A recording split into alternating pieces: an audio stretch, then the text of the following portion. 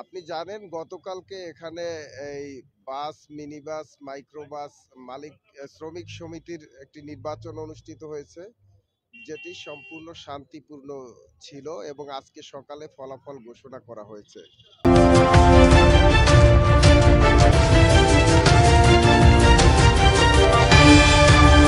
সবশেষ যে পরিস্থিতি রয়েছে কেন্দ্রীয় বাস টার্মিনাল থেকে, সেই পরিস্থিতি আপনাদের উদ্দেশ্যে তুলে ধরছিলাম।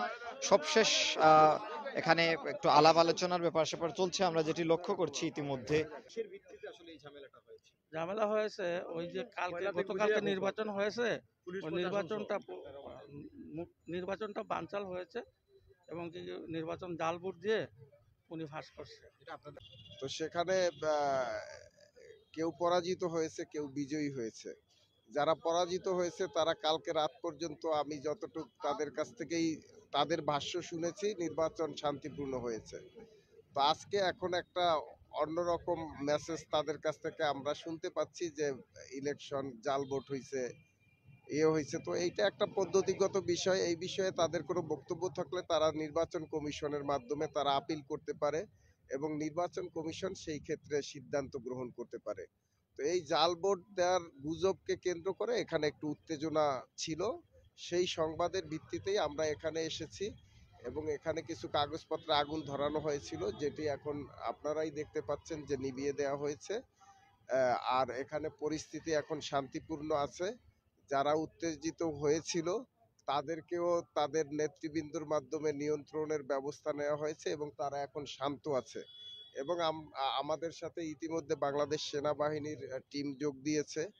তো আমরা মনে করি যে এই উত্তেজনা হয়তো সাময়িক, এটা কেটে যাবে এবং আমি তাদেরকে আহ্বান জানাবো, অনুরোধ করব যে তারা যেন তাদের যে পদ্ধতি, নির্বাচন কমিশনের যে নিয়ম কানুন, সেই নিয়ম কানুনের মধ্য দিয়ে তারা তাদের কোনো দাবি দেওয়া থাকলে সেটি যৌক্তিকতা প্রমাণ করে নেয়, তাহলে এখানে কোনো সমস্যা থাকবে না।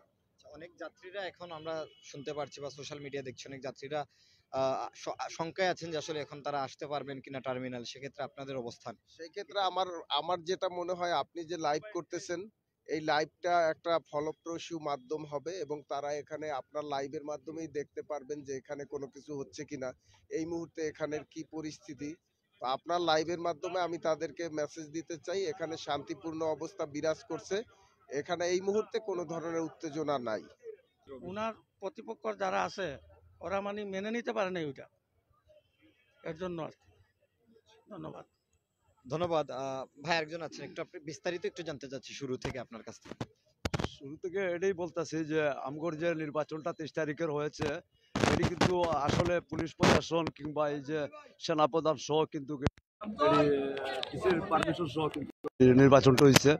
কিন্তু এটাই আমরা আন্দোলনটাই যে আমরা যে শ্রমিকগুলো আমগর তো যে কার্ডগুলা জমা দিয়ে আমরা বুট দিছি 6,945টা বুট, কিন্তু আপনার কাস্ট হয়েছে আমরা কার্ডও কিন্তু 6,945 বুট কার্ড জমা হয়েছে। কিন্তু এর চেয়ে অতিরিক্ত যে ওভার যে বুটগুলা মিলছে, এগুলা কিন্তু আবার জাল বুট মিলছে। এর জন্যই কিন্তু আমরা আন্দোলনের পথে নামছি। ধন্যবাদ। আজকে কিছু না, আজকে এটাই বলছি যে সৎ শ্রমিক এখানে দল হয়েছে, এটাই ভাবছে যে আমগর যে নেতা ছিল, নেতা মনোনীত নেতা যে আমরা করছিলাম, সিলেক্ট করছিলাম, উনি তো পেইল মারছেন। তো উনি কি জন্য পেইল মারছেন? আমগর তো একটা বুট আছে যে আমরা তো জানা ছিল যে আমরা অতটা বুট পাইমু আমরা নেতার, কিন্তু আমরা তো এই বুট না, 3 ভাগের এক ভাগ বুটও আমরা পাই নাই। এর জন্যই আমগো আজকের যে আন্দোলনটা। মূলত আপনারা বলতে চাচ্ছেন যে আসলে নির্বাচনে ভোট সুষ্ঠু হয়নি, এটি বলতে চাচ্ছেন? সুস্থ হয় নাই, সুস্থ হয় নাই। হ্যাঁ, নির্বাচনের বুটটা সুস্থ হয় নাই, এর জন্য আমগো আন্দোলনে নামতে হয়েছে। আপনারা আম মার্কার নাকি কাদের সমর্থক আপনারা? আমগো শাপলা মার্কা। এবং আমি দুই পক্ষের, শাপলা এবং আম মার্কা মিলেই আপনারা প্রতিবাদ করছেন? হ্যাঁ, পক্ষ হচ্ছে শাপলা মার্কা এবং আরেকটি হচ্ছে আম মার্কা। মূলত শাপলা এবং আম মার্কার প্রার্থীদের সমর্থকদের অভিযোগ হচ্ছে যে আসলে গতকালকে যে নির্বাচন অনুষ্ঠিত হয়েছে সেই নির্বাচনটি সুষ্ঠু হয়নি। এখানে কিছু সাউন্ড সিস্টেম ছিল, সেই সাউন্ড সিস্টেমগুলো আমরা ইতিমধ্যে দেখতে পাচ্ছি যে আসলে ভেঙে জ্বালিয়ে দেওয়া হয়েছে। তারপর আমরা লক্ষ্য করছি এখানে এখনো কিন্তু এখানে একটু আগে এখানে পুলিশ প্রশাসন আসার পর এখানে আগুনগুলো কিন্তু নিভিয়ে দেওয়া হয়েছে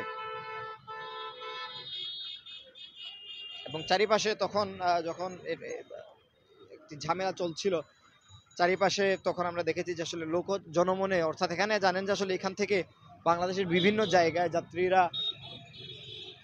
যাত্রীরা যাওয়া আসা করেন।